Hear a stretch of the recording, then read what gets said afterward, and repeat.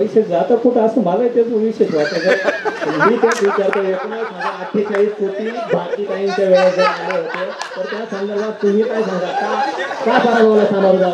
मी उमेदवारी करतोय, मला निवडून यायचंय, माझं हेच डोक्यात आहे. मलिदा गँग बाबत काय सांगाल? मलिदा गँग नेमका काय प्रकार आहे? किशोर भाऊने सांगितलं मलिदा गँग आम्हाला काही माहिती नाही. त्याच्यामुळे आम्हाला असा संशय येतोय की सत्ताधारी आमदारांनीच त्यांना अपक्ष राहायला लावलं का मतांची विभागणी करण्यासाठी, म्हणून ते त्यांच्याबद्दल कदाचित बोलत नाही, असा आमचा तरी काही आरोप आहे. या 20 वर्षामध्ये फक्त जातीमध्ये तेढ निर्माण झाला, खासगी कंपन्या विकण्याचं काम सुरू झालं, अदानी अंबानी सारखे मोठे करण्याचं काम सुरू झालं. त्याच्या विरोधात आम्ही सर्व एकत्र आले. हा विचार आम्हाला न पटणार आहे. नमस्कार, डी न्यूज मराठी प्रस्तुत आणि एस मराठी न्यूज प्रस्तुत दिंडोरीचा रणसंग्राम या विशेष कार्यक्रमामध्ये आपलं स्वागत. मी गौरी सूर्यवंशी आणि माझ्यासोबत आहे डी न्यूजचे संपादक अमोल जाधव. तर आज आपण दिंडोरी मतदारसंघामध्ये असलेले काही प्रश्न, त्यानंतर विकास कामे या संदर्भात आपण चर्चा करणार आहोत. तर आपल्यासोबत डी न्यूज मराठी या चॅनलचे संपादक अमोल जाधव हे आहेत. त्यांच्याशी आपण आज संवाद करणार आहोत. तरी आपल्या या कार्यक्रमाला आज साथ देणार आहात ते. नमस्कार, डी न्यूज प्रस्तुत तसेच एस मराठी न्यूज प्रस्तुत दिंडोरी पेठ विधानसभेचा रणसंग्राम या कार्यक्रमामध्ये आपल्या सर्वांचे सहर्ष स्वागत आहे. आपल्यासोबत बोलण्यासाठी सर्व पक्षीय कार्यकर्ते, नेते तसेच पदाधिकारी या ठिकाणी उपस्थित आहे. आपल्याशी बोलण्यासाठी आपण तात्काळ त्यांची या प्रसंगी ओळख करून घेऊयात. नाव काय तुमचं? मी तसं भारतीय जनता पार्टी. नाव काय? किशोर गुरपडे. मी Bharatiya Janata party press media प्रमुख जिल्हा अध्यक्ष. यश कदम, भारतीय शहर सरचिटणीस. मी शामराव बुरगुटे, भारतीय जनता पार्टी दिंडोरी तालुका अध्यक्ष. प्रवीण जाधव, शिवसेना उद्धव बाळासाहेब ठाकरे. संतोष माणिक रेरे, अपक्ष उमेदवार म्हणून या ठिकाणी विधानसभा लढते. योगेश बर्डे, शिवसेना उद्धव बाळासाहेब ठाकरे. मी किशोर कदम, शिवसेना तालुका प्रमुख दिंडोरी. यानंतर एस मराठी न्यूजच्या अँकर गौरी सूर्यवंशी मॅडम आपल्याशी संवाद साधणार आहे.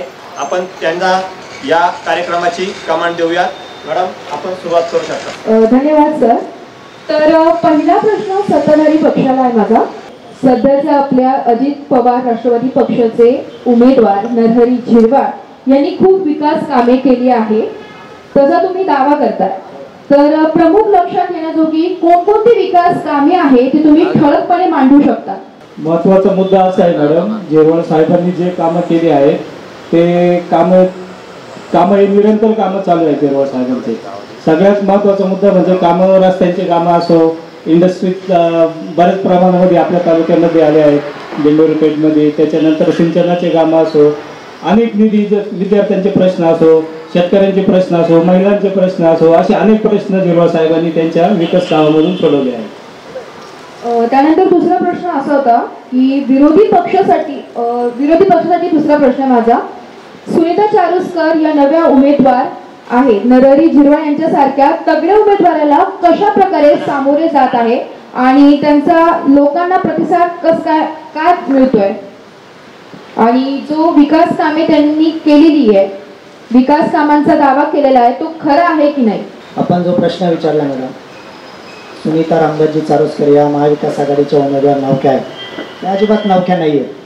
त्यांनी या ठिकाणी दिंडोरी तालुक्यामध्ये 2दा जिल्हा परिषद सदस्य म्हणून त्यांनी त्या ठिकाणी काम केलं. जिल्हा परिषदेमध्ये निवडून गेल्यानंतर समाज कल्याण सभापती म्हणून त्यांनी पूर्ण जिल्ह्याभराचं नेतृत्व केलं. त्यांचे पती 2 वेळेस आमदार होते, त्यांचे सासरे एकदा आमदार झालेले. त्याच्यामुळे राजकीय वारसा आहे, राजकीय घराणा आहे, स्वतः त्या लोकप्रतिनिधी म्हणून काम केलंय. आणि त्याच्यामुळे समोर जे आपण तगडं वगैरे आव्हान म्हणताय ते अजिबात तगडं वगैरे आव्हान काहीच नाही. ते अतिशय सक्षम उमेदवार महाविकास आघाडीचे आहेत. त्यानंतर अपक्ष उमेदवार संतोष रेहेरे यांनाही तोच प्रश्न आहे की झिरवाळ यांनी काम केले नाही अशी तुमची तक्रार आहे. मग तुमच्याच पक्षातील काही नेत्यांनी व कार्यकर्त्यांनी झिरवाळ यांनी तुतारीकडून लढावे असा आग्रह का धरला? नमस्कार, मी संतोष रेरे. या ठिकाणी महायुतीचे जे उमेदवार आहेत नामदार झिरवाळ साहेब, या ठिकाणी भाऊंनी सांगितलं की त्यांचे निरंतर काम आहेत. भाऊ, निरंतर कामं वगैरे काही नाही. आता मला एक जनतेला सांगायचं की मी एक अपक्ष उमेदवार आहे. गेल्या 15 दिवसापासून प्रत्येक गावात डोर टू डोर गेलं आणि माझ्या माहितीनुसार मी 150 किलोमीटरच्या पुढे या ठिकाणी रण कापलेलं आहे पायी. मला नाही वाटत का कोणी उमेदवार या ठिकाणी सर्वसामान्यांच्या घरापर्यंत गेला असेल. कारण की मी बघितलं या ठिकाणी ते सगळे लोक जातात मंदिरात 5 मिनिटं बसतात आणि लगेच काहीतरी आश्वासनं देतात आणि लगेच पुढच्या गावात निघून जातात. नंतर 5 वर्षे कोणी ढुकून पाहत नाही. पण तळागाळापर्यंत पोहोचणारा एकमेव कार्यकर्ता असेल तर संतोष रेणे. मी बरेचशा या ठिकाणी गावं फिरत असताना भाऊ फक्त पाट्या लावल्या नाहीत, परंतु काम वगैरे कुठेही दिसलेलं नाही आणि खडी टाकून ठेवलेले. म्हणजे त्या कामाचं टेंडर झालंय का नाही झालंय का उधारीत काम चालू आहे हे पण काही कळत नाही. आणि एकीकडे सांगतात की प्रचंड निधी आला, पण निधी आला तर ते कामं दिसतच नाही, मग तो कागदावरच आहे का. एक ठिकाणी आमचे मित्र योगेश भाऊंनी सांगितलं की या ठिकाणी ताईंनी दोन पंचवार्षिक जिल्हा परिषद काढली, समाज कल्याण सभापती झाला. योगेश भाऊ तुमचं म्हणणं बरोबर आहे, पण माझं असं म्हणणं आहे मी या ठिकाणी त्या पक्षात काम करत होतो. प्रामाणिक निष्ठेला महत्व देण्यासाठी या ठिकाणी वारंवार पार्टी कार्यालयातून सूचना होत्या, परंतु कुठल्याही प्रकारे निष्ठावंताला संधी या ठिकाणी दिली नाही. आणि म्हणून मी अपक्ष उमेदवारी करण्याचा निर्णय घेतला. कारण की मला माहित आहे मी तळागाळात जाऊन मी पक्ष वाढवला होता. परंतु आजची परिस्थिती अशी आहे की या ठिकाणी माझी निशाणी रोलर आहे. मी प्रत्येक घरात पोहोचवलेली आहे. मी कालही पेटला होतो आणि पेठमधील जनता सर्वसामान्य माणसं सांगतात की भाऊ तू पक्ष वाढवला, परंतु तुला तुझ्यावरती अन्याय झाला आणि खऱ्या अर्थाने तुला उमेदवारी मिळायला पाहिजे होती. आम्ही काही करू पण मतदान तुलाच देऊ, तू काळजी करू नको. आम्ही वेळ संपलेला आहे. या ठिकाणी मी आता सत्ताधारी पक्षांकडे जातो आहे. मला एक सांगा, त्यांनी सांगितलं का पाट्या लावलेल्या आहेत, या संदर्भात काय सांगा तुम्ही? वाट्या जरी लावल्या आहेत ते काही कामे प्रोसेसमध्ये आहे, काहींच्या टेंडर प्रोसेस म्हणजे नेमकं काय म्हणायचं? प्रोसेसमध्ये म्हणजे निधी आला त्या कामांना, बऱ्याच कामांना जवळजवळ आता या मागच्या 2 महिन्यामध्ये 450 कोटी रुपयांचा निधी गेलो होता आम्हाला ट्रायबलचा. त्याला इलेक्शन मध्यंतरी लोकसभेचे इलेक्शन गेलं, त्याच्यात वेळ गेला. आता परत विधानसभेचे इलेक्शन लागल्यामुळं बरेच कामांचे वर्क ऑर्डर झाले, काहींच्या प्रोसेसमध्ये आहे.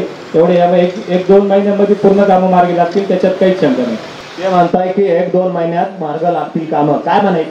त्या ठिकाणी गेल्या अनेक दिवसापासून ते आमदार आहेत आणि आमदार असताना कंटिन्यू 10 वर्षे आमदार आहेत. मग 10 वर्षे प्रोसेसमध्येच गेले का, असाही माझा त्यांना सवाल आहे. आणि मागील काळात ते आधी 5 पंचवार्षिकला आमदार होते, मग प्रत्येक वेळेस इलेक्शन मध्ये आले का कामं प्रोसेसमध्येच आहेत असंच सांगायचं का? जनतेला वेड्यात काढायचं का काय करायचं हेच कळत नाही. म्हणून आम्ही जनता, मला खात्री की जनता कुठल्याही भूलथापांना बळी पडणार नाही. 10 वर्ष झाले काम प्रोसेस, असं कोण म्हणतो? काम प्रोसेस अपक्ष उमेदवार बनताय तुम्ही, ऐकलं नाही? त्यांनी स्वतः अपक्ष उमेदवार म्हणतात 10 वर्ष झाले. अहो विकास सांगतो ना मी, त्यांनी जो फॉर्म भरायला गेले ना ते प्रांत कार्यालय एवढं मोठं झालं, तो विकास दिसला नाही का साहेबांचा? तो विकास दिसला पाहिजे ना. त्यांनी जिथं रस्त्यांच्या बाबत विषय चालू आहे, रस्त्यांचे कामं 100% प्रगती पथावर आहे, काही कामं बाकी आहे, हे जे सत्य आहे. पण येणाऱ्या काळात ते कामं पूर्ण होतील. कामं प्रगती पथावर. अतिशय आमचे भारतीय जनता पार्टीचे तालुका अध्यक्षांनी अतिशय खरी माहिती दिली. जी आम्ही वारंवार सांगत होतो ही कामं प्रोसेस म्हणजे काय, त्या निविदा प्रक्रिया अजून 100% पार पडलेल्या नाहीये. आणि आपण जो पाट्यांचा विषय घेतला त्याची पद्धत अशी असते की निविदा प्रोसेस पूर्ण झाल्यानंतर, त्याची वर्क ऑर्डर झाल्यानंतर त्या पाट्या ह्या संबंधित विभागाच्या अधिकाऱ्यांनी लावायच्या असतात, त्या कार्यकर्त्यांनी लावायच्या नसतात. आणि आपण ज्या पाट्या बघितल्या असतील तर ह्या कार्यकर्त्यांनी लावलेल्या पाट्या आणि त्याच्यावरती संबंधित कुठेही कॉन्ट्रॅक्टरचं नाव त्या पाट्यांवरती आपण बघितलं नसेल. आत्ताच्या महिनाभरात 15 दिवसापूर्वी ज्या पाट्या लावल्या गेल्या एकाही कॉन्ट्रॅक्टरचं त्याच्यावरती नाव नव्हतं. त्याचं कारण असं आहे त्या प्रोसेस पूर्ण झालेलं नाही, त्याच्या वर्क ऑर्डर झालेलं नाही. त्याच्यामुळे फक्त हे जनतेला वेड्यात काढण्यासाठी फक्त निवड त्या ठिकाणी त्या पाट्या लावण्यात आल्या. इलेक्शन लागलेलं आहे, आचारसंहिता चालू आहे, यानंतर हे काम होऊ शकतं. मागील काळामध्ये आपला अनुभव आहे की ज्यावेळेस सत्तांतर झालं, आदरणीय आमचे नेते उद्धवजी साहेबांचं सरकार त्या ठिकाणी कोसळलं आणि त्यांच्या काळात जी कामं मंजूर झालेली होती ती महायुती सरकार आल्यानंतर ती कामे तात्काळ त्या ठिकाणी महायुती सरकारने त्या कामांना स्टे दिला आणि ती कामं रद्द करण्यात आली. तशीच पद्धत आता या महाराष्ट्रामध्ये महाविकास आघाडीचं सरकार येऊ पाहतं. शेवटी जे पेरलं तेच उगवणार. मग कदाचित मागचीच पुनरावृत्ती परत होण्याची शक्यता नाकारता येत नाही. प्रोसेस मध्ये काम आहे, पाटी लावण्याची प्रोसेस कशी आहे त्यांनी सांगितलं. या संदर्भात तुम्ही काय ज्या काही पाट्या लागल्या आहेत दिंडोरी तालुक्यामध्ये, माझ्या मित्रांनी त्याची माहिती घ्यावी. तर त्या कामांची वर्क ऑर्डर झालेली आहे ॲक्च्युली, आणि ज्या कामांची वर्क ऑर्डर बाकी म्हणजे ज्या प्रोसेसमध्ये ज्याचं टेंडर प्रोसेस चालू त्या कुठल्याही कामाची पाटी लागलेली नाही आहे. हे प्रशासन लावता? प्रशासन नाही, कार्यकर्त्यांचा काय विषय तो, कार्यकर्ते कसे काय लावतील, ते सरकार लावतं, गव्हर्नमेंट लावतं ना, प्रशासकीय अधिकारी लावतो ते. कार्यकर्त्यांनी लावला असा आरोप नाही, माहिती घ्या व्यवस्थित, तिथं PWD ऑफिसला माहिती घ्या. कार्यकर्त्यांनी लावलेलं नाहीये, प्रशासनाचे लोक येतात आणि तो टाका लागलेला. आपल्यासोबत जिल्हा परिषदेचे माजी गटनेते आहेत, यांच्याकडून आपण 2च मिनिटं तुमच्याकडे येतो वापस. 2च मिनिटं मी तुमच्याकडे परत येतो. मला एक सांगा, या ठिकाणी यांनी सांगितलं का पाट्या लावलेल्या हे काम प्रोसेसमध्ये आहे. त्यांनी सांगितलं पाट्या लावण्याचा अधिकार हा कार्यकर्त्याला नसून हा सर्वस्वी अधिकार प्रशासनाला आहे. या संदर्भात काय सांगा? मुळात काम पूर्ण झाल्यानंतरच पाटी लावायची असतील. ज्या जे बोर्ड लावले असतील त्या ठिकाणी ते बोर्ड लावायचा उद्देश असा आहे की किती रकमेचं काम आहे हे जनतेला त्या ठिकाणी कळावं, कुठली एजन्सी काम करते ते कळावं, पूर्ण कामाचं बिल अदा झाल्यानंतरच तिथं ते लावलं पाहिजे. ही जी पद्धत आहे ही चुकीची. मुळात अशा पद्धतीनं या ठिकाणी कामं झाले नाही पाहिजे. त्यांचा आरोप आहे, अपक्ष उमेदवाराचा देखील आरोप आहे आणि विरोधकांचा देखील आरोप असाच आहे का सर्वकडे पाट्या लावण्यात आलेल्या आहे पण कामं झालेले नाही. ते चुकीचंच आहे, चुकीचंच आहे. पाट्या ह्या काम पूर्ण झाल्यानंतर लावल्या पाहिजे आणि त्याची माहिती सर्वसामान्य माणसाला त्या ठिकाणी मिळावी, हा खरा उद्देश आहे. हा श्रेयवादाचा प्रश्न आहे. त्याच्या पुढचं मी सांगतो, हे लावण्यापेक्षा हे पैसे जनतेचे आणि ते जनतेच्या कल्याणासाठी जावा या पाठीमागचा त्याचा हेतू आहे. हा श्रेयवादापेक्षा हे काम पूर्ण होणं अपेक्षित आहे आणि त्या दृष्टीने पाऊल उचलणं ही गरजेचे आहे. तर असा बऱ्याच ठिकाणी गावांमध्ये वाद झाला की तो रस्ता पूर्ण नसताना, वर्क ऑर्डर नसताना पण पाट्या लावल्या. हे माझ्या मित्रांना मी त्या ठिकाणी सांगू इच्छितो. तर ही पद्धत ही चालू आहे, ही याआधी कधी तालुक्यात नव्हती. ही या आत्ता हे महायुतीचं सरकार हे पायंडा पाडतंय. मुळात ही जी निवडणूक होती ही चुकीच्या पद्धतीने होती. तुमच्याकडे येईल, काय सांगाल? त्यांनी जे सांगितलं की 100% या पाट्या अधिकाऱ्यांनी लावला, कार्यकर्त्यांचा संबंध नाही. तर माझी आपल्या चॅनलच्या माध्यमातून तुम्हाला विनंती आहे आणि सर्व माझ्या पत्रकार मित्रांनाही विनंती आहे किंवा सामान्य नागरिकालाही जे कोणी पाहत असतील हा कार्यक्रम, तर माझी आपल्या ह्या कार्यक्रमाच्या माध्यमातून विनंती की हा कार्यक्रम संपल्यानंतर आपण संबंधित विभागाच्या अधिकाऱ्यांना समक्ष जाऊन भेटावं आणि त्यांना विचारावं की ह्या पाट्या खरोखर त्या ठिकाणी प्रशासनाने लावल्या आहेत का. पाट्यांचा प्रश्न उभाच तुम्ही केला होता, त्या संदर्भात आता यांनी उत्तरं दिले, काय सांगा?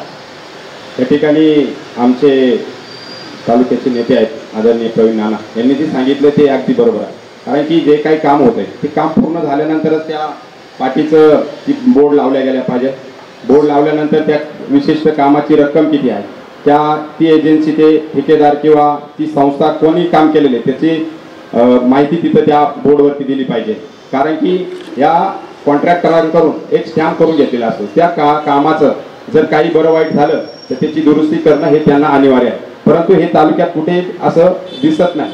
म्हणून ही गोष्ट जी झालेली ही 100% चुकीची आहे, मला असं वाटतं. आपल्याकडे नुकत्याच नवीन पाहुण्यांचे आगमन झाले, आपण त्यांची ओळख करून घेऊयात. आपली ओळख सांगा.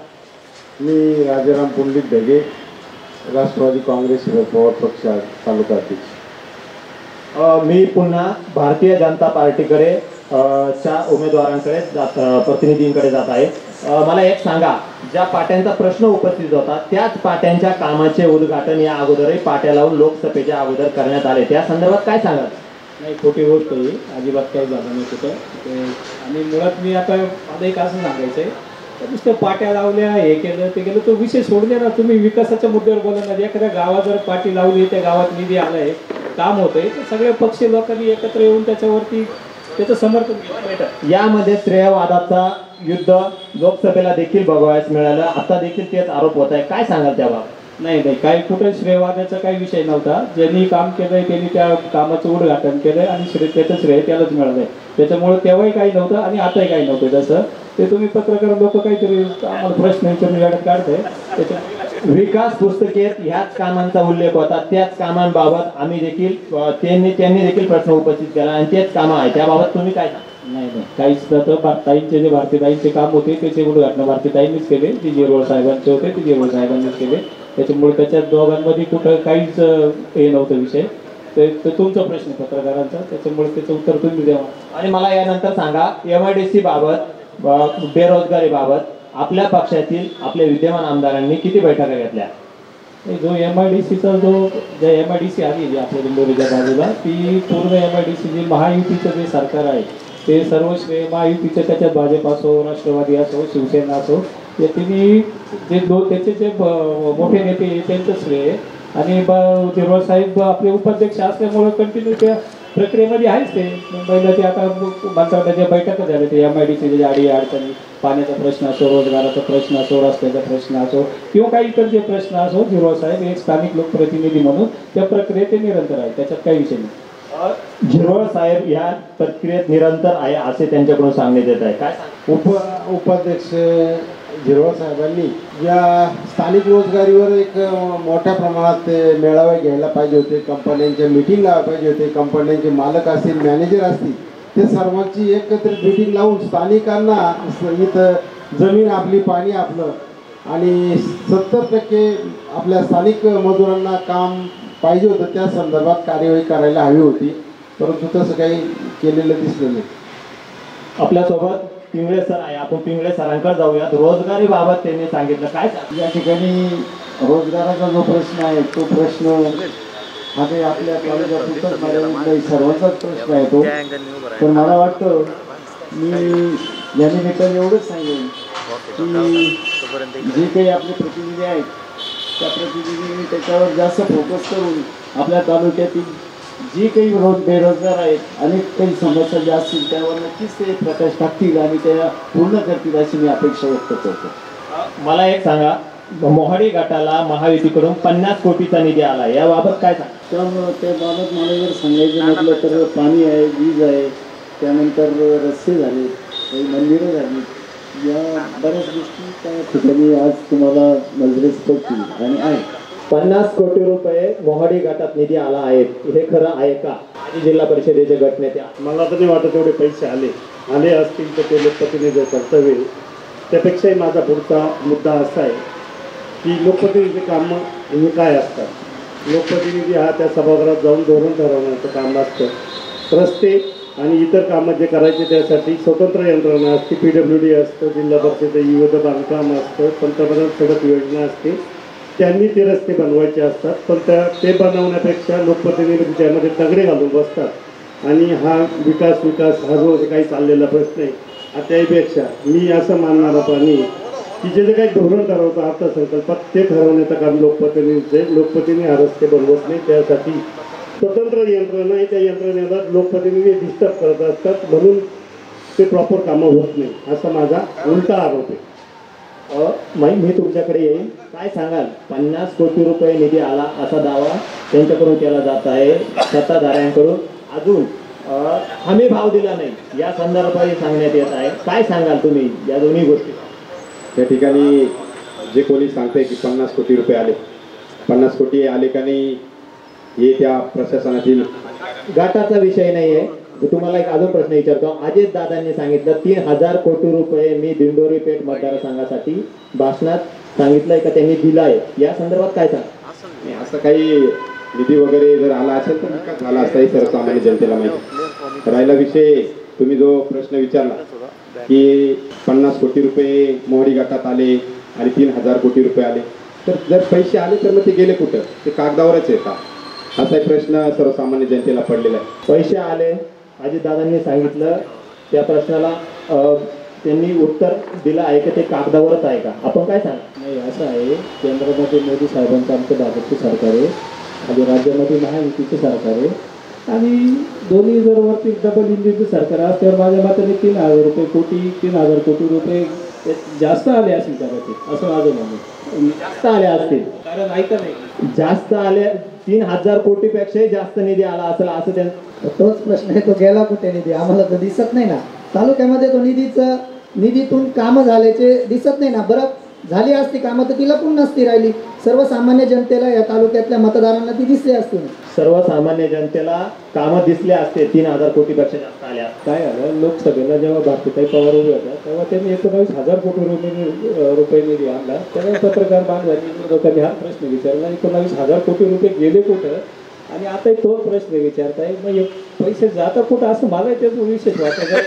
मी तेच विचारतो, 19,048 कोटी भारतीताईंच्या वेळेस जर आले होते तर त्या संदर्भात तुम्ही काय सांगा, का पराभवाला सामोरं जावं? नाही माझा प्रश्न पूर्ण ऐकून घ्या. जर भारतीताईंनी 19,000 कोटी आणले, जेव्हा साहेबांनी 3,000 कोटी रुपये जर आणले, एवढा निधी येतोय आणि एवढा विकास जर होतोय, तरी तुम्ही पत्रकार तो प्रश्न विचारताय की एवढा निधी जाता कुठं? तर असा प्रश्न काय विचारायचे प्रश्न आपले विरोधक विचारताय. आणि एवढा विकास होतो, एवढं इंडस्ट्री उभी राहते, एवढे रस्ते उभे राहते, एवढ्या इलेक्ट्रिकचा प्रश्न मार्गी लागतो, सिंचनाचे होते, हा सगळा पैसा त्याच्यावरतीच खर्च होतो. मला एक सांगा, आता भारतीताईंच्या मुद्द्यावर आले म्हणून विचारत आहे. भारतीताई लोकसभेला उभ्या असताना झिरवळ साहेबांच्या गावातूनच मतदान भारतीताईंना कमी पडलं आहे, त्या संदर्भात काय सांगाल? तुमची भूमिका आता काय असेल? नाही, आमची भूमिका आता तो लोकसभेचा प्रश्न होता, हा प्रकार पूर्ण महाराष्ट्रात झालाय, त्याच्यावरती मी बोलणं काय मी एवढं काही मोठं नाही. ही सर्व गोष्ट आमच्या जे पक्षाचे वरिष्ठ लोक आहेत त्यांना माहिती आहे, आणि आम्ही त्यांनी केलं म्हणून आम्ही करायचं हे काय आम्हाला पटत नाही आणि आमच्या पक्षाला पटत नाही. आमच्या पक्षाच्या त्यांनी केलं हे मान्य कर नाही, धर्म त्यांनी पाळला नाही, मी त्याच्यावरती कमेंट करणार नाही. युती धर्म हा आम्ही आमच्या पक्षाचा आदेश आहे, तर आपण त्यांनी काय केलं त्याच्या मागे लागायचं नाही. आपण आपला महायुतीचा उमेदवार म्हणजे आपल्याच पक्षाचा उमेदवार इथं आहे आणि त्याला निवडून द्यायचं आहे, हेच आम्हाला एवढं सांगणार. काय सांगा? एका महायुतीच्या जबाबदार तालुकाध्यक्षांनी हे स्टेटमेंट दिले, लक्षात घ्या की 19,000 कोटी कुठे गेले.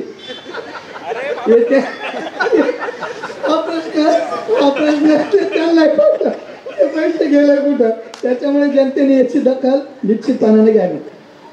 इंडस्ट्रीज आली, तसेच अनेक कामं झाले असं सांगण्यात येत आहे महायुतीकडून. काय सांगाल याबाबत? आपल्या तालुक्यात निश्चितच MIDC आलेले आहे, परंतु जे रिलायन्स सारख्या ज्या कंपन्या आहेत तिथे बँगलोरला त्यांच्या मुलाखती झाल्या कामगारांच्या, तर अधिकार वापरून तर स्थानिक रोजगारांना जर रोजगार मिळाला असता तर निश्चितच तरुण युवकांना कामधंदा लागला असता, त्यांच्या हाती काम आलं असतं आणि आपल्या तालुक्यातील जनमान सुधारण्यास निश्चितच फायदा झाला असता. सामान्य त्यांचं म्हणणं आहे का बँगलोरला मुलाखती झाल्या, याबाबत काम सांगा. स्थानिकांना नोकऱ्या मिळाल्या नाही. कसं आहे का, आता जी MIDC आहे ती 22,000 कोटीची MIDC महायुतीच्या सरकारने आणलेली आहे, आणि खरं विकासचा मुद्दा असा आहे की दिंडोरी तालुक्याला खूप मोठ्या प्रमाणावर रोजगाराची संधी उपलब्ध होणार आहे. आता जे काही बँगलोरला मुलाखती जातात असं आमची सांगता विरोधक, तर मला सांगायचं असं आहे का एज्युकेशन म्हणजे ज्या फार्मा कंपन्या आहेत त्याच्याकडे ती डिग्री आहे, त्या डिग्रीच्या लोकांनी नक्की त्याला अप्लाय करावं. त्यांची वेबसाईट आहे रिलायन्स कंपनीची. मला काय म्हणायचं आहे, आपल्या इथे एज्युकेटेड मुलं आहे, आपल्या इथून बँगलोर असेल, परदेशात देखील काम करण्यासाठी मुलं गेले आहे, परंतु अशी बँगलोरला मुलाखती घेण्याची वेळ का आली? स्थानिक लोकप्रतिनिधी याबाबत काय भूमिका घेत? बँगलोरला गेल्याची त्यांनी चुकीचा मुद्दा मांडला. बँगलोरला त्यांचं ट्रेनिंग सेंटर आहे, जे मुलाखती होत आहे ते नाशिकलाच होत आहे, आपल्याच कंपनीमध्ये होत आहे, आणि कंपनीचं काम अजून चालू आहे, स्ट्रक्चर उभारण्याचं काम चालू आहे आणि भरत्या होत आहे. ज्या कंपन्या आलेल्या आहेत त्या आपल्यासाठी आलेल्या आहे, आणि मोठ्या प्रमाणावर भरती ही आपल्या तालुक्यातच होणार आहे, कारण की रोजगाराची संधी आपल्या लोकांसाठी आहे. त्या कंपन्या आपल्या तालुक्यात आलेल्या आहेत आणि मला असं वाटतं नक्की कामं होतील. प्रवीण अण्णा, मी तुमच्याकडे आलो आहोत. तुमच्या पक्षाची, शिवसेनेची, उद्धव ठाकरे गटाची आता सध्याच्या विधानसभेच्या निवडणुकीमध्ये भूमिका काय आहे? आम्ही विचार म्हणून ही निवडणूक लढतोय. जे काही BJPने या ठिकाणी देशामध्ये राडा घातला आणि खास करून महाराष्ट्रामध्ये जे प्रादेशिक पक्ष हे संपवण्याचं काम शेड्यूल चालू केलं. पहिले शिवसेना, आता राष्ट्रवादी. कालपर्यंत जे अजित पवार 70,000 कोटीचा घोटाळा करत होते त्यांना जेलमध्ये टाकायला निघाले, त्यांना त्यांनी लगेच उपमुख्यमंत्री बनवलं. ज्या मिंदेंनी खूप मोठी संपत्ती माया जमवली, असे अनेक खासदार आमदार ज्यांना ED CBI यांच्या विरुद्ध जे काही केस समया बोलत होते त्यांना कालपर्यंत ते सर्व चोर वाटत होते, आज त्यांच्याकडे गेल्यानंतर पवित्र वाटले. आणि खरा आमचा मुद्दा आहे की जे काही या ठिकाणी BJPने जे काही या ठिकाणी पेरलं आहे, जे काही वातावरण या देशामध्ये तयार केलेले आहे ते अत्यंत निंदनीय आहे. आणि म्हणून त्यांच्या विरुद्ध, विचाराच्या विरुद्ध आमची लढाई आहे. आमचा काही कोणाबद्दल द्वेष नाही आहे. आणि शिवसेना पक्षाची भूमिका अशी का आम्ही गद्दारांना त्या ठिकाणी गाडायला निघाले. ज्या बाळासाहेबांचे जेव्हा मोठे झाले, ज्यांनी पक्ष तयार केला तोच पक्ष जर घेऊन पळाले. आणि म्हणून अशा परिस्थितीमध्ये जो काही हा विचार या ठिकाणी पेरला गेलेला आहे आणि प्रादेशिक पक्ष संपवण्याची जी काही भूमिका आहे त्या भूमिकेबद्दल आमचं मत असं आहे. आज या ठिकाणी BJP सारखं सांगताय की आम्ही 22,000 कोटीचा या ठिकाणी प्रोजेक्ट आणला किंवा आम्ही वेगवेगळ्या प्रकारचे या ठिकाणी कामं केली. पण या देशामध्ये इंग्रज गेल्यानंतर सुईसुद्धा बनत नव्हती. मोठमोठाले धरणं झाले, मोठमोठ्या कंपन्या या ठिकाणी आल्या, सहकार उभा राहिला, बँका उभा राहिल्या, रस्ते उभे राहिले, कॅनल झाले, बंदरं झाले, रेल्वे लाईन वाढल्या. 40 वर्षामध्ये याचं किती झालं आणि या 20 वर्षामध्ये किती झालं? शैक्षणिक संस्था, गावोगाव शैक्षणिक संस्था उभ्या राहिल्या, शैक्षणिक जाळे उभे राहिले, त्यानंतर आरोग्याच्या सुविधा उभ्या राहिल्या. मागच्या 40 वर्षामध्ये झाल्या. आणि या 20 वर्षामध्ये काय झालं? तर या 20 वर्षामध्ये फक्त जातीमध्ये तेढ निर्माण झाला, खाजगी कंपन्या विकण्याचं काम सुरू झालं, अदानी अंबानी सारखे मोठे करण्याचं काम सुरू झालं. त्याच्या विरोधात आम्ही सर्व एकत्र आले. हा विचार आम्हाला न पटणार आहे. आम्ही काही व्यक्तिद्वेष किंवा या ठिकाणी तालुका प्रमुख असतील किंवा वेगवेगळ्या विचाराचे धारेचे लोक असतील, आमचा त्यांच्याशी कुठल्याही प्रकारचा वाद नाही. परंतु या ठिकाणी लोकप्रतिनिधींनी सांगितलं पाहिजे की स्थानिक युवकांना रोजगार मिळाला पाहिजे. त्यासाठी मागच्या पण केंद्रीय मंत्री होते आणि उपाध्यक्ष साहेब होते, यांनी दोघांनी पण या ठिकाणी बैठका घ्यायला पाहिजे होत्या. युवकांचे प्रश्न त्या ठिकाणी मार्गी लावायला पाहिजे होते, परंतु ते त्या ठिकाणी मार्गी लागले नाही. परंतु आज जरी मार्गी लागले नसतील तर आम्ही सर्व या निवडणुकीनंतर आमची महाविकास आघाडीच्या वतीने या ठिकाणी आंदोलन करून त्या ठिकाणी प्रश्न मिटतील. नाही तर महाविकास आघाडीचे आदरणीय खासदार या ठिकाणी निवडून आलेले, त्यांना सोबत घेऊन कायद्याच्या बाजूने जे जे काही करता येईल, जरी त्यांनी केलं नसेल तर ते आम्ही करण्याचा या ठिकाणी आमचा मानस आहे.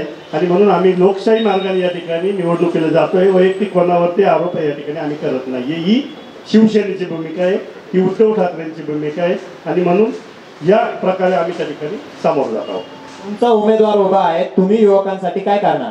आम्ही युवकांसाठी त्या ठिकाणी तुम्हाला सांगितलं, आम्ही जर या ठिकाणी नोकऱ्या जर मिळाल्या नाही उद्या तर लोकशाही मार्गाने आम्ही त्या ठिकाणी आंदोलन करू. परंतु आम्हाला या ठिकाणी एकच खटकतं, त्या ठिकाणी ज्यावेळेस आंदोलन केलं जातं, शेतकरी पंजाबमध्ये एकत्र आला, त्या शेतकऱ्याला खुसळण्याचं काम केलं. मराठा समाज त्या ठिकाणी आंदोलन करत होता, त्या ठिकाणी मराठा जालियनवाला बागत सारखं हत्याकांड त्या ठिकाणी घडलं. आज पण अनेक कुटुंब या सरकारने उद्ध्वस्त केले. याच्या विरुद्ध आम्ही भांडतोय आणि हे नकोय. प्रत्येक समाजाला, प्रत्येकाला या ठिकाणी जगण्याचा नैतिक अधिकार या पृथ्वीवरती आलेल्या माणसाला, आणि तो जगण्याचा अधिकार लोकशाहीत इंग्रज तरी बरे होते, इंग्रजांनी सुद्धा असं केलं नाही. एवढं वाईट काम या ठिकाणी आणि या विचाराच्या विरोधात आम्ही काम करतोय. आम्ही काही कोणी वैयक्तिक देशाच्या द्वेष म्हणून या ठिकाणी काम करत नाही. मी दोन्ही पक्षांच्या पदाधिकाऱ्यांच्या भूमिका ऐकल्या, अपक्ष म्हणून काय सांगा? आदरणीय नानांनी सांगितलं की विचारधारावरती आम्ही चालतो. अभिनंदन नाना, मला पण शिवसेनेचे विचार पडतात. परंतु जे आज महाविकास आघाडीचे जे उमेदवार तुम्ही दिले त्यांनी पण 4 पक्ष बदलले. मागील काळात जिल्हा परिषद सदस्य असताना ते काँग्रेसमध्ये निवडून आले आणि आता संधी साधू म्हणून ते या ठिकाणी राष्ट्रवादी काँग्रेस पक्षामध्ये आले आणि या ठिकाणी ते निवडणूक लढतात. या लोकांना सत्तेशिवाय झोपच येत नाही, असा मुळात विषय आहे. राहिला विषय, मी निष्ठावंत असताना ते मला नाही झाले तर तुमच्या सारख्याला काय होणार असं मला वाटतं. या ठिकाणी जे पण काही या ठिकाणी नाना, मी आज तुम्हाला सगळ्या शिवसैनिकांना आवाहन करतो की तुम्ही सगळ्यांनी माझ्यासोबत राहा, मला निवडून आणा, दुसऱ्या दिवशी मला मातोश्री घेऊन युवक तुम्ही स्वतः उमेदवार युवक आहात, युवक म्हणून तुमची युवकांबाबत भूमिका काय असेल? या ठिकाणी मी युवक आहे. आज मी जरी गरीब असलो पण मला खात्री आहे की युवक या दिंडोरी पेठ मतदारसंघातील माझ्यासोबत राहतील. कारण की युवकांना जे प्रथा, ही जे लोक आहेत, जे घराणेशाही चालू आहे, तेच चेहरे हे लोकांना मान्यच नाही मुळात. म्हणून मला खात्री आहे की दिंडोरी पेठ मधील जे युवक आहेत ते माझ्यासोबत आहेत. रोजगाराबाबत बोला. या ठिकाणी MIDC आहे आणि मी खात्रीशीर सांगतो, मी माझं स्वतःचं शिक्षण MBA झालेलं आहे आणि मला जे पण कोणी उमेदवार असतील, त्यांचे प्रतिनिधी असतील, त्यांनी त्यांचं शिक्षण सांगावं. मला युवकांच्या प्रश्नाची जाण आहे, मला कळतं या ठिकाणी काय युवकांसाठी काय करायचं, काय नाही करायचं. विद्यमान आमदार कमी पडले असं वाटतं का?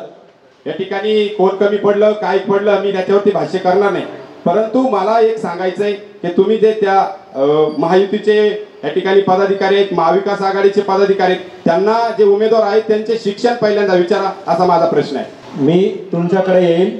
मला एक सांगा, पेठमध्ये सर्वात मोठा ज्वलंत श्रीकांत शिंदे यांनी उद्घाटन केलेल्या पुलाचं अद्यापपर्यंत काम झालेलं नाहीये. त्या ठिकाणी जाण्या येण्यासाठी पाण्याचा प्रश्न आहे. त्या संदर्भात काय सांगाल? नेताच आम्ही रिपोर्ट करत असताना हा प्रश्न उपस्थित आहे.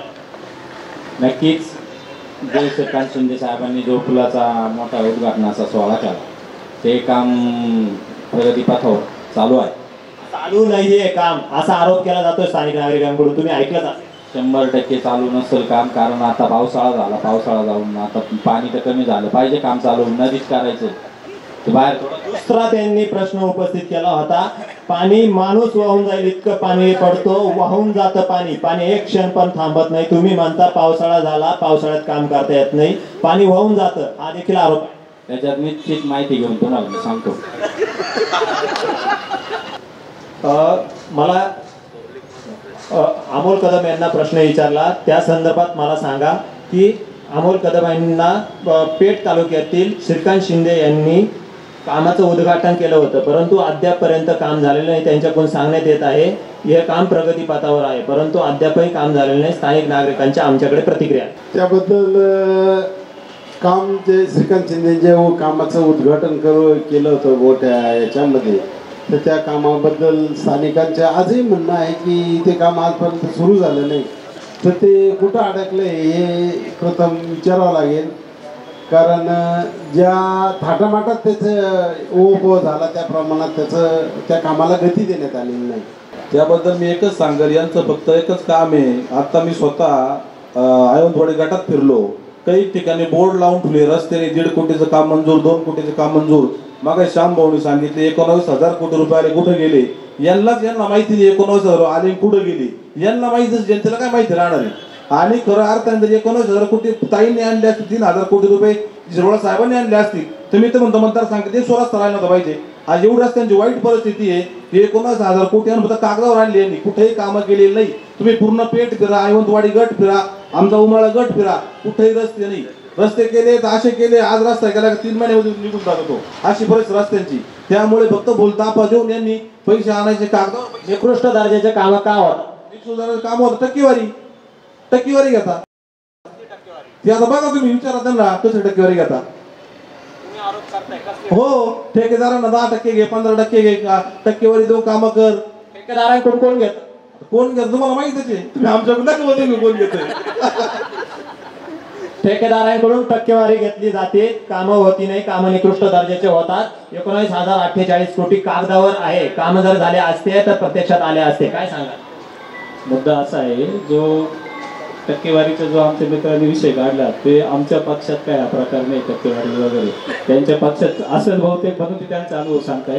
दुसरी गोष्ट, राहिली भागाचा विषय मध्येच तो बंद झाला, जो 19,000 कोटी रुपये भारताने विकास केला. त्याच्यानंतर झिरवळ साहेबांचा 3,000 कोटी रुपयाचा जो प्रश्न तुम्ही उपस्थित केला, मला त्याचं असं सांगायचं, कायम हा प्रश्न विचारला जातो, जर हा निधी आणलाय तर हा गेला कुठं, का त्याचं काही दिसत नाही. मला जर अजून एक प्रश्न आहे, तुम्ही सर्वांना मित्र पक्ष तुमच्यावाले त्यांच्यातूनच आलेले, समजा उद्या हे सुद्धा तुमच्या मित्र पक्षात असू शकतात, तुम्ही त्यांच्यावर आरोप करताय तुमच्या पक्षात टक्केवारी घेतली जाते, मग आता तेही त्यांच्या सामील व्हाल. नाही, सामील व्हायचा काही प्रश्न नाही, ते त्यांचे अनुभव सांगतायत. टक्केवारी आमच्याकडं तर काय असा प्रकार नाही. पुढं आता मला 25 वर्ष झालं मी काम करतोय, कुठं मला टक्केवारीचा कधी काही विषय आला. मी आणि काम आणले आमच्या दिंडोरी शहरामध्ये, कुठं काही टक्केवारी द्यायचा काही विषय आला नाही. आणि मला पुढचं बोलू द्या, जो 19,000 कोटी रुपये 3,000 कोटीचा जो प्रश्न होता तिथं मी क्लिअर करतोय. कायम विरोधक विचारता हे पैसे गेले कुठं. पत्रकार बांधवांनी मागच्या वेळेस लोकसभेच्या वेळेस खूप आमचे मित्र बरेच बसले, 19,000 कोटी रुपये दिसले नाही, कुठे गेले. एवढा जो विकास झालाय, पाण्याचा प्रश्न असो, त्याच्यानंतर तुमचा विजेचा प्रश्न असतो, रस्त्यांचा असो, इतकं मोठं एअरपोर्ट झालंय, तर MIDC आली, हा पैसा सगळा तिथं खर्च झालाय. आणि तुम्ही कायम त्या 19,000 कोटी रुपयाचा तुम्ही प्रश्न विचारताय. तुम्हाला विकास दिसत नाही का? एवढी रहदारी वाढली. पुन्हा याच्या 19,048 कोटी आणि 3,000 याच्यामध्येच विषय आहे. 19,048 कोटी मधून 3,000 मायनस होता का? नाही, 19,000 कोटी रुपये हा भारतीयांचा निधी होता. 3,000 कोटी रुपये हा झिरवळ साहेबांचा निधी. कामं तर सेम आहे, नावं सेम आहे. मला दाखवा ना कुठे विकास पुस्तिकेमध्ये. नाही नाही, तुम्ही दाखवा ना मला विकास पुस्तिकेमध्ये. तुम्ही नुसतं प्रश्न विचार काय मला दाखवा इथं डबल काम तुम्ही पकडलं एका त्याच्यामध्ये. तुम्ही 2 मिनिटं मी त्यांच्याकडे जातो, परत तुमच्याकडे येतो.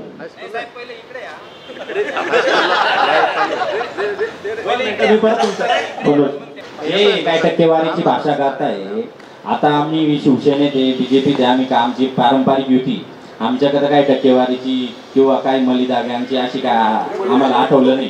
पण जे आता आमचे उमेदवार आहे ते यांच्या बरोबरच होते आणि हे बी त्यांच्या बरोबर आहे. आज जे आरोप करताय म्हणजे हे प्रश्न यांना मलिदा गँग म्हणजे काय, मलिदाचा अर्थ काय?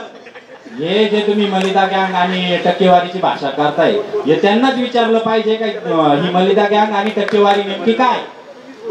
गुंडांची जशी गँग असते अशा प्रकारे तो त्यांनाच विचारला पाहिजे, कारण ते सहवासात होते. आता आम्ही उमेदवार आलाय म्हणून आम्ही आता सहवासात हा मुद्दा उपस्थित केलाय. मलिदा गँग मलिदा गँग हा प्रश्न. आता ते तुम्ही हे चावळताय ना मलिदा गँग टक्केवारी 10%. हे का आमच्याकडे काय अशी काही प्रकार. फक्त टक्केवारी बोलले, मलिदा गँग बोलले नाही. मलिदा गँग आता तालुक्यातला मोठा विषय चालू झालेला आहे ना. तुम्हीच केलेला कशावर चालू आहे. रणसंग्राम दिंडोरी सोशल मीडियाचा ग्रुप, सोशल मीडियाचा तुमचा ग्रुप आहे, पत्रकारांचा सर्व पत्रकारांचा ग्रुप आहे. पत्रकार मला विचारताय हा ग्रुप. परत ह्याच प्रश्नावर मी परत तुमच्याकडे येईल. मलिदा गँग बाबत काय सांगाल. मलिदा गँग नेमका काय प्रकार आहे. किशोर भाऊने सांगितलं मलिदा गँग आम्हाला काही माहिती नाही. पण किशोर भाऊ खरोखर आम्ही त्यांच्या सहवासात होतो. आम्ही एकनिष्ठ होतो पक्षाशी. आम्ही आज पण पक्षाची एकनिष्ठ आहे. ज्या माणसाने तुम्हाला मोठं केलं, ज्या माणसाने तुम्हाला वाढवलं, तुम्ही एक काळ सांगायचे छाती फोडली तर पवार साहेब दिसतील. त्याच पवार साहेबांना आज तुम्ही विसरून गेले, तुमच्या वडिलांना तुम्ही विसरून गेले. म्हणून तुमच्या आज या मतदारसंघात ही वेळ आलेली आहे. आणि राहिला टक्केवारीचा विषय, झाला कामांचा विषय. खरोखर जर तुम्ही कामं हिरवळ साहेब बोलता विकासासाठी मी तिकडे गेलो आहे. तुम्ही विकासासाठी तिकडे गेल्यास लोक विकास तुम्हाला मत देतील. तुम्ही कशाला विकास केला तर कशाला म्हणता. लाडकी बहीण तुम्ही कशाला आणली. ज्या वेळेस तुम्हाला लोकसभेमध्ये फटका बसला त्यावेळेस तुम्हाला जाणवलं आता विधानसभेत आपलं काही खरं नाही. आता लाडकी बहीण आणावं लागेल, लाडका भाऊ आणावं लागेल, लाडका दाजी करावं लागेल. म्हणून ही परिस्थिती त्यांनी एक पण सांगितलं आहे, मी काल पण घड्याळावर होतो, आज पण घड्याळावर आहे. याबाबत काय सांगा.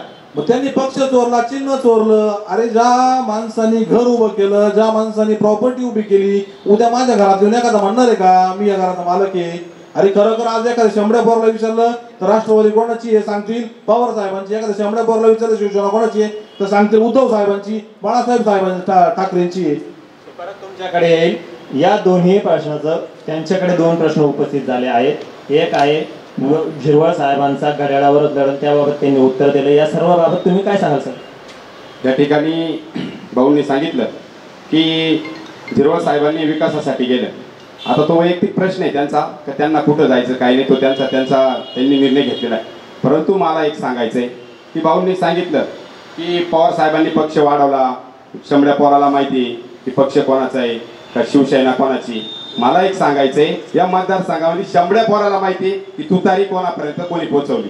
आणि या ठिकाणी मला परत आवर्जून पोहोचवले म्हणायचे तुम्हाला. मी संतोष रेरे ज्यावेळेस पक्ष फुटल्यानंतर सर्वसामान्य कार्यकर्ता तासन तास पेठमध्ये बसायचा आणि तिथं तुतारी पोहोचवली. ती चिन्ह पोहोचवलं असं अपक्ष उमेदवार संतोष रेरे म्हणतात. चिन्ह हे पवार साहेबांच्या पक्षाचं चिन्ह आहे. हे कार्यकर्ता म्हणून त्याने काम केलं असेल. परंतु श्रीरामजी शेटे साहेब, आम्ही सर्व दत्तात्रय दादा पाटील असतील किंवा आमचे उमेदवार बगरे सर, प्रवीण नाना, सर्व महाविकास आघाडीच्या नेत्यांनी ते चिन्ह पोहोचवलं. वैयक्तिक एका माणसाला नाही पोहोचवलं. या ठिकाणी महाविकास आघाडीचे जरी घटक असतील पण ज्यांनी त्याचं चिन्ह पोहोचवलं तर. परंतु पक्ष फुटल्यानंतर कार्यकर्ता रस्त्यावरती यायला तयार नव्हता. त्यावेळेस संतोष रेरे हा कार्यकर्ता रस्त्यावर येऊन या ठिकाणी आंदोलन करणं, सगळ्या पक्षाचं काम करणं, प्रामाणिकपणे जे केलं ते यांना खपलं. म्हणून यांना पैशावाले उमेदवार लागले. म्हणून पैशावाल्या उमेदवारांना यांनी उमेदवारी दिली. एकीकडे भाऊंनी सांगितलं मलिदा गँग, एक सेकंड या ठिकाणी मलिदा गँग मला काही प्रकार माहित नाही. परंतु मला आज असं लक्षात आलं एकीकडे मलिदा गँग आहे आणि एकीकडे डीलर गँग आहे असं मला वाटतं. मग तुम्ही दुसरी पण गँग तयार केली, हा नेमका प्रकार आहे. गँग म्हणजे काय म्हणायचं. या ठिकाणी ज्यांनी उमेदवारी, या ठिकाणी माझा क्लेम असताना उमेदवारी इथं पैशावाल्याला म्हणून दिली, म्हणून मला तो शब्द वापरायचे की या ठिकाणी डीलर गँग म्हणजे यांनी डील करून ती उमेदवारी दिली असं मला म्हणायचं. मला एक म्हणायचंय, दिंडोरी पेठ मतदारसंघामध्ये पेठ हा दिंडोरीला जोडलेला तालुका आहे. या तालुक्यामध्ये पाण्याचा प्रश्न अतिशय गंभीर आहे. त्या संदर्भात काय सांगाल? अतिशय मी गेल्या 2 दिवसापासून आम्ही उमेदवारांना मी संबंधित पेठ तालुक्यामध्ये जवळपास 3 दिवसापासून फिरतो, पण आपण विचारल्याप्रमाणे खरोखर अतिशय गंभीर परिस्थिती पेठ तालुक्यामध्ये पाण्याची आहे. म्हणजे एवढं दुर्दैव आहे. पेठची परिस्थिती पावसाळ्यामध्ये एवढा धोधो पाऊस पडतो की लोकांना घराबाहेर निघता येत नाही आणि उन्हाळ्यामध्ये लोकांना प्यायला पाणी राहत नाही. अशा पद्धतीची दुरावस्था पेठमध्ये आहे. खरं तर विधानसभा उपाध्यक्षपद असताना 20-20 वर्ष आमदारकी असताना खरोखर तिथं नवी मोठी धरणं बांधू शकली, पण किमान प्रत्येक शेतकऱ्याला तिथं शेततळं तरी किमान द्यायला पाहिजे होतं. अनेक साईट मोठमोठ्या तिथं उपलब्ध आहेत, छोट्या छोट्या पाझर तलाव असतील, केटीवेर असतील, परंतु कुठंही त्या ठिकाणी पाण्याच्या प्रश्नावरती काम गेलेलं नाही. आमच्याच चॅनलच्या रिपोर्टमध्ये आलेला आहे का जल जीवन मिशननी एक हिरकणली पाणी नाही लागलं तर त्या ठिकाणी 4-4 किलोमीटर आज देखील महिलांना पाणी डोक्यावर वाहावं लागतंय. त्याबाबत काय? 100% करायचं तुमचं म्हणणं. जिथं विहिरींना पाणी लागलं नाही, बोरवेलला पाणी लागलं नाही, त्याचा पंचायत समिती स्तरावरून रिपोर्ट करून परत एकदा त्याची अहवाल तयार करून त्यांनी इस्टिमेटला असं झालं का? पण गेले 4 वर्ष झाले, 3 वर्ष झाले विहिरी खणलेले असं देखील सांगण्यात येत आहे. आता आम्ही 2.5 वर्षापासून सत्तेत, तुम्ही 4 वर्षाचं विचारू नका. 5 वर्षापासून सत्तेत आहात. आम्ही 2.5 वर्षापासून सत्तेत आहे. एकनाथ शिंदे साहेब आमचे 2.5 वर्ष झाले तेव्हा. एकनाथ शिंदे साहेब हे ग्रामविकास मंत्री होते. ग्रामविकास मंत्री, नगर विकास मंत्री होते. ग्रामविकास मंत्री. तुम्ही नीट तुमच्या कल्पना घ्या. ते खातं होतं, मान्य केलं ना, तर मग का तुम्ही बोलताय का आम्ही 2.5 वर्षात सत्तेत आहात? आता आमचं पूर्ण महायुतीचं सरकार हे 2.5 वर्षापासून बसलं ना. तुम्ही सक्षम नाही काम करायला हे मान्य करताय का? आम्ही पूर्ण सक्षम होतो. आणि जो तुम्ही काही पेठचा प्रश्न विचारला, 2 मिनिटं आपण शांभरकडे सिंचनाच्या प्रश्नावरती मी एक उत्तर देतो. 1997 पर्यंत आपल्या दिंडोरी तालुक्यामध्ये 9% सिंचनाखाली क्षेत्र होतं. आज 1997 तो आज 2024 पर्यंत मला वाटतं 27-28 वर्षांमध्ये आपलं सिंचनाचं क्षेत्र 36% गेलं. मला माहिती का धरणं गाळाने भरलेलं आहे? मी त्याचं उत्तर देतोय. धरणं हे गाळाने भरलेलं आहे. त्याचं वारंवार झिरवळ साहेब आपल्या प्रचाराच्या सभेमध्ये सांगताय की आपल्याला तो गाळ उपसा गेला पाहिजे. तुमच्याला परत येतो प्रचार करायचा. प्रचारामध्ये सांगत आहे झिरवळ साहेब का गाळ उपसा करतो. नाही, पहिले मी शांभोच्या प्रश्नाचं उत्तर देतो. 1995 पर्यंत यांचं म्हणणं 9% सिंचनाखाली क्षेत्र होतं. 1995 पासून 2014 पर्यंत काँग्रेस आणि राष्ट्रवादी सत्ता होती. त्यांच्या काळात सगळ्यात मोठं सिंचनाखाली क्षेत्र आलेलं आहे. 2014 पासून 2024 पर्यंत तुमची एक हाती केंद्रात राज्यात सत्ता आहे. तुम्ही सांगा किती सिंचनाखाली क्षेत्र आणलं? त्याच्यानंतर आता माझा अर्ज बंद करू नका, मला पुढचं बोल द्या. त्याच्यानंतर आता गेल्या 10-15 वर्षापासून मोदीजींची सरकार आहे. त्याच्यामध्ये जी जलयुक्त शिवाराची प्रभावी अशी योजना सरकारने आणली. प्रत्येक गावामध्ये पाण्याच्या टाक्या झाल्या आहेत, विहिरी झाल्या आहेत. कालचाच प्रश्न आहे पाण्याच्या टाकी आहे. 4 वर्षापासून पाण्याची टाकी बांधलेली आहे पेठमध्ये. पेठ जवळून अवघे 3 किलोमीटर अंतरावर गाव आहे. त्या ठिकाणी अद्यापपर्यंत पाण्याच्या टाकीत पाणीच पडलं. ठीक आहे, एखादं उदाहरण असू शकते ना. पण ज्या तुम्ही 100मध्ये 99 गावांचा विचार करा ना, ज्यांना पाणी पोहोचलंय, ज्यांना फायदा झालाय. त्याच्यानंतर मी तुम्हाला अजून दुसरं सांगतो, जो आपला एक दर्यासारखा प्रोजेक्ट आहे, नाझरपाड्यासारखा प्रोजेक्ट आहे, असे अनेक. यानंतर मी तुम्हाला जनतेतून प्रश्न देत आहे. जनतेतून आपण प्रश्न उपस्थित करत आहोत. जनतेने प्रश्न उपस्थित करून आपण लोकप्रतिनिधीच्या प्रतिनिधीकडून उत्तर घेऊयात. सांगा. आमचा प्रश्न सत्ताधारी आणि विरोधक दोघांनाही आहे, अपक्षांना पण प्रश्न आहे. सत्ताधाऱ्यांना एक महत्वाचा प्रश्न असा आहे की ते अजित पवार गटाचे उमेदवार आहेत, बरोबर ना? त्यांचा एकही प्रतिनिधी इथं उत्तर द्यायला बसलेला नाही. तुम्हाला असं नाही वाटत आहे का त्यांच्या मित्रपक्षांची गोची होती, तुमच्या मित्रपक्षांची? कदाचित याच गोष्टीमुळे तुम्हाला पण 19,000 कोटी दिसत नाहीये आणि त्यांना पण 3,000 कोटी दिसत नाही. विरोधकांना प्रश्न आहे की तुमच्यावर दोन्ही प्रश्न घ्या, दोन्ही सोबत उत्तर द्या. विरोधकांना प्रश्न आहे की तुमचे पूर्वीचे मित्र, आता असलेले अपक्ष उमेदवार तुमच्यावर आरोप करताय, डीलर गँग वगैरे वगैरे. इकडून सांगितलं किशोर भाऊंनी मलिदा गँग. तर हा प्रकार तालुक्याला कळायला पाहिजे की मलिदा याचा अर्थ काय नेमका. डीलरचं त्यांनी सांगितलं, मलिदा याचा अर्थ काय. आणि संतोष रेर यांना आमचा एक प्रश्न आहे की तुम्ही टीका करताना एका स्पेशल व्यक्तीलाच का करताय? सत्ताधाऱ्यांना टीका केली पाहिजे, सत्ताधाऱ्यांना प्रश्न विचारले पाहिजे, जे सत्तेत आहे त्यांना प्रश्न विचारले पाहिजे, तालुक्याच्या समस्यांना कारण असलेल्या व्यक्तीला विचारले पाहिजे. तर तुम्ही असं का करताय? त्यांच्या पहिल्या प्रश्नाचं उत्तर तुम्ही द्या. पहिल्या प्रश्नाचं उत्तर मला वाटतं सत्ताधारी आलेले आजच्या डेबिटला ते नाही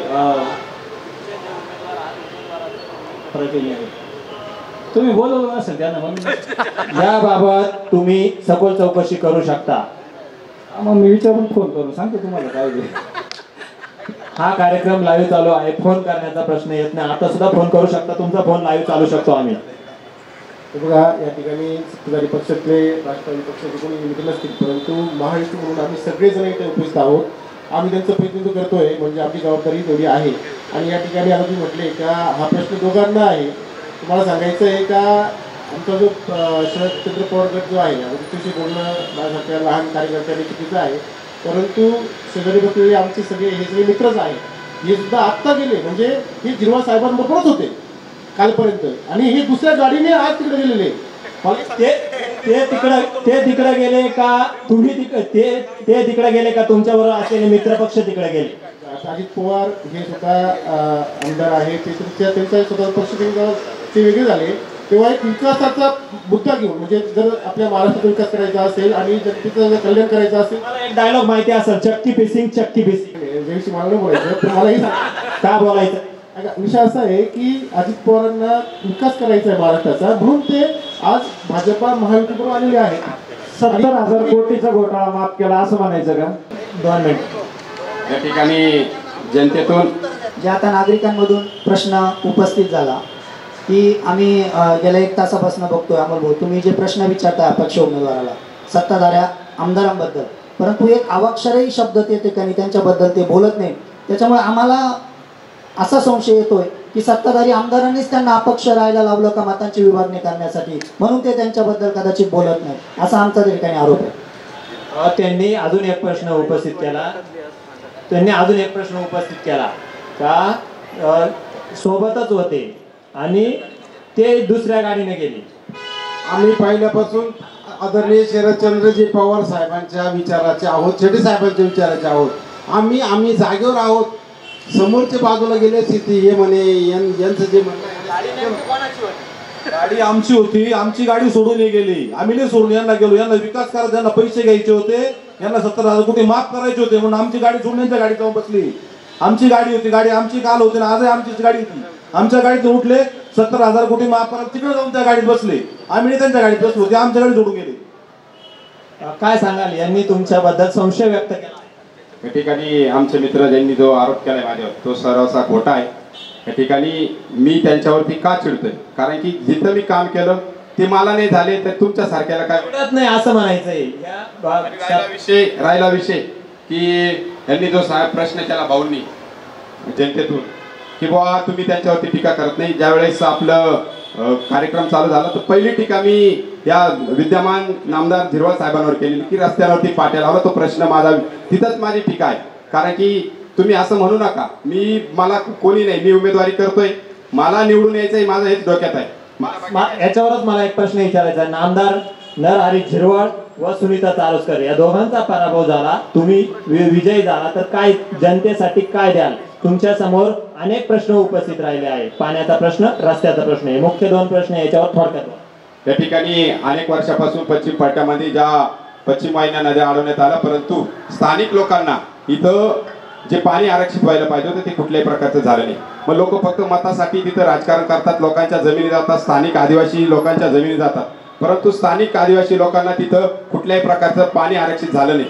मागील काळात मांजरपाडा प्रकल्प सारखा मोठा प्रकल्प झाला आणि तिथल्या लोकांना सांगितलं गेलं की तुम्हाला चारणवाडी ठिकाणी एक मोठं धरण आम्ही बांधून देण्यात येईल, परंतु तिथं कुठल्याही प्रकारचं धरण बांधून देण्यात आलेलं नाही. आणि आता पण मांजरपाडा प्रकल्प 2 होणार आहे असं मी ऐकलंय, सर्वे पण झालाय, असं अनेक न्यूज माझ्या कानावरती येतात.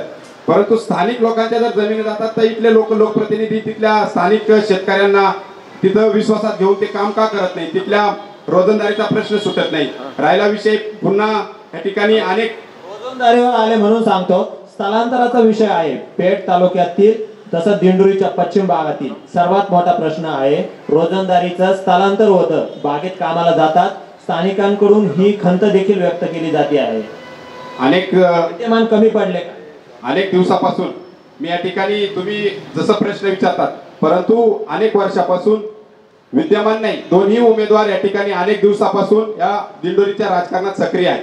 मी दोघांनाही प्रश्न करणार आहे, कारण की माझे आमदार चारोस्कर साहेबांनी 10 वर्षे काढले, सुनीताताई चारोस्करांनी या ठिकाणी 2 वेळेस जिल्हा परिषद सदस्य म्हणून काम केलं, समाज कल्याण सभापती म्हणून काम केलं. आमच्या मित्रांनी सांगितलं की समाज कल्याण सभापती असताना ते नाशिकभर जिल्हाभर त्यांनी काम केलं. आणि नामदार झिरवळ साहेब महाराष्ट्र राज्याचे उपाध्यक्ष आहेत. अनेक मोठमोठी पदे या दोन्ही विद्यमान उमेदवारांनी केलेले आहेत. परंतु मला सांगायचंय, मग स्थानिक आदिवासी लोकांचं जे स्थलांतर होतं एक रोखवलं का नाही, तिथल्या लोकांचे प्रश्न सोडवले का नाही, असे अनेक प्रश्न या ठिकाणी आहेत. मग मला सांगायचंय की त्यांच्याकडे फक्त मतं मागायला जायचे का, त्यांचा विकास का केला नाही, हा माझा मुद्दा विकास का केला नाही म्हणून आणि स्थलांतर का थांबला नाही, याच्यात थोडक्यात बोला एकदम. भाऊ मला जे प्रश्न पडलाय तो गावाचा विचारेल मी म्हणत होतो. आमचे राजूभाऊ यांनी एक विषय केला, शेटे साहेबांचं नाव घेतलं.